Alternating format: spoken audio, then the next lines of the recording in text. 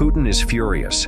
His military, once feared, once projected as an unstoppable force, is now crumbling from within.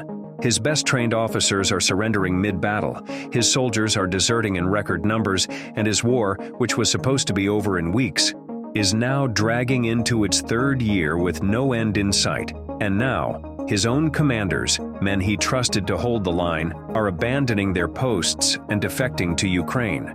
This war was supposed to cement Russia's dominance over Ukraine, but instead, it has exposed the deep fractures within Putin's military machine. His once mighty army is now losing ground, losing morale, and most importantly, losing faith in the cause. The biggest question now isn't whether Ukraine can survive. The real question is, can Putin's military survive its own collapse?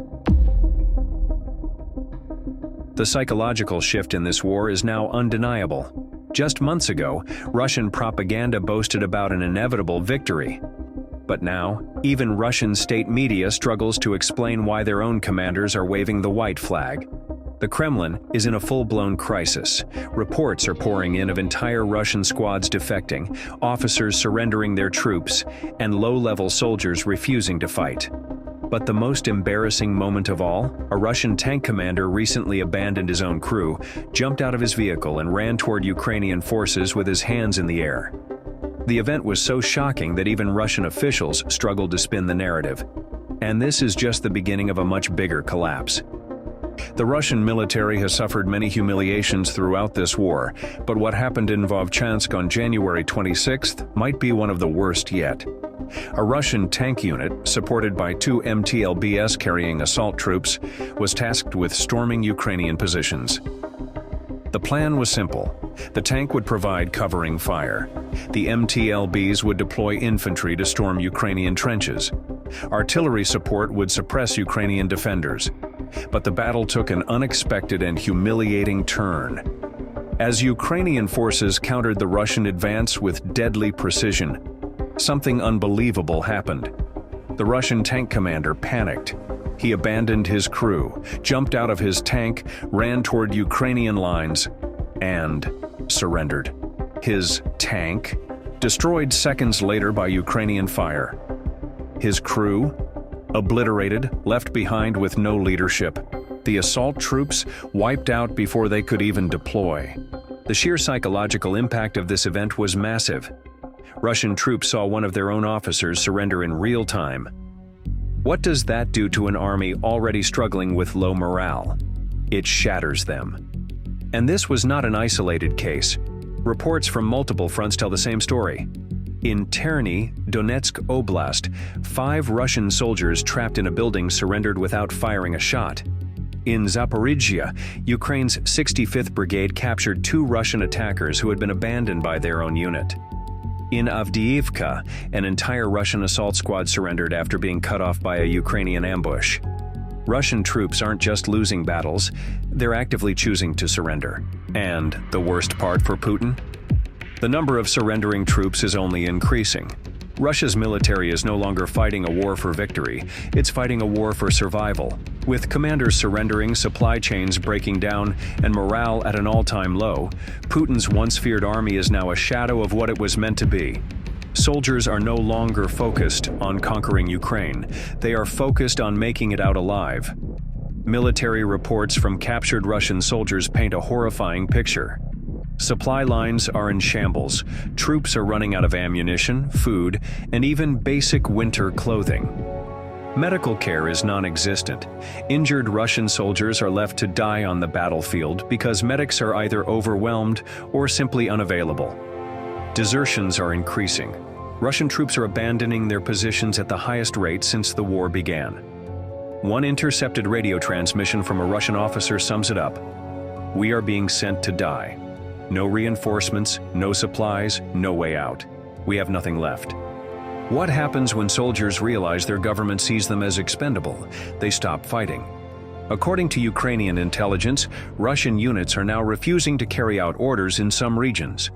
In certain cases, entire platoons have deserted together, leaving behind abandoned equipment and weapons. A recent example? In Luhansk, a Russian battalion refused orders to advance into a Ukrainian kill zone. The officer in charge threatened to shoot anyone who disobeyed. Instead of fighting, the battalion shot him instead. Russia's army is eating itself alive. And now, even Wagner mercenaries, once Putin's most brutal enforcers, are refusing to fight. When your commanders are surrendering, your soldiers are deserting, and your own mercenaries don't trust you, how much longer can your military hold together? While Russian forces collapse internally, Ukraine is not just holding the line, it's pushing into Russian territory. For the second time, Ukrainian forces have breached Russia's borders, launching counteroffensive strikes deep into the Kursk region. This is a direct humiliation for Putin, who once boasted that Russia's defenses were impenetrable. What happened? According to intelligence reports, Ukrainian forces successfully infiltrated 3 strategic Russian outposts. Russian defensive positions collapsed within hours. Moscow's forces were caught completely off guard and forced to retreat. This attack wasn't just symbolic, it exposed Russia's growing vulnerabilities. The key takeaway? Russia is struggling to defend its own homeland. Russian military bloggers who usually downplay defeats couldn't spin this one. Some even admitted, wow, if we can't defend our own borders, what makes us think we can take Kyiv? The impact on Russian morale. When Ukrainian troops breach Russian soil, it destroys the illusion of Russian invincibility. Moscow has spent years pretending it is untouchable, yet now it can't even hold the border. This has led to increased panic among Russian civilians in border regions. Russian local officials calling for better defenses, something Putin cannot provide. A significant morale drop among Russian soldiers who feel abandoned by their own government. Meanwhile, Ukraine is using these attacks to gain leverage on the battlefield. Every kilometer it pushes into Russian territory forces Moscow to divert troops away from its offensive operations. The question is no longer whether Ukraine can hold the line. The question is, can Russia even defend its own borders? When Putin's war efforts started falling apart, he turned to one of the world's most isolated and unpredictable leaders, Kim Jong-un. North Korea promised elite troops to support Russia. The reality? They were cannon fodder. Recent battlefield reports confirm North Korean troops were thrown into combat with little coordination. Many were killed in their first engagements, walking straight into Ukrainian artillery fire. Some mistakenly attacked Russian positions due to language barriers, and now, the North Koreans are retreating. Pyongyang is now reevaluating its involvement after suffering massive losses. The official North Korean government line claims their troops are reorganizing, but the reality is they were completely unprepared for modern warfare. They underestimated Ukraine's battlefield tactics. They are now realizing they may have backed the wrong horse. Russia's desperation for foreign fighters. North Korea isn't the only country Putin begged for help. With his army collapsing, Putin has turned to Iran for more drones and military hardware, Syria for mercenaries to fill in Russian battle lines, Wagner PMC remnants for any remaining fighters willing to return. But there's a problem. Even with these reinforcements, Russia's military is running on borrowed time. If one of Putin's closest allies, North Korea, can't even hold the front lines, then who can? Russia is running out of men, money, and credibility. And Ukraine? It's not slowing down. While Russia scrambles for manpower, Ukraine is rewriting the rules of modern warfare. The biggest game changer? Ground drones. For the first time in history, Ukraine is deploying autonomous and remotely controlled robotic vehicles to clear minefields without risking human lives, plant explosives with surgical precision, hunt down Russian tanks and vehicles. How Ukraine's ground drones are changing the war. Unlike aerial drones, which have already reshaped combat, ground drones are built for close-quarters engagements. Heavily armored drones are being used to breach enemy fortifications. Suicide drones loaded with explosives are ramming into Russian trenches and vehicles. Autonomous supply drones are bringing ammunition to frontline troops without exposing human transport convoys. The impact? Russia's outdated tactics are failing. Putin's nightmare. Unmanned warfare. Russia did not prepare for this kind of war. Its military is built for brute force engagements, not precision robotics. It has fallen behind in drone warfare. It is now playing catch-up while Ukraine dominates the battlefield with next-generation technology. The most terrifying part, for Moscow, this is only the beginning. Ukraine is accelerating its drone warfare programs, aiming to replace human soldiers in high-risk combat zones with robotic platforms. While Russia throws poorly trained conscripts into battle, Ukraine is creating a future where human soldiers take a backseat to autonomous machines. Putin knows it, and he has no answer for it. Putin's grand strategy has failed. His three-day invasion of Ukraine has turned into a multi-year disaster.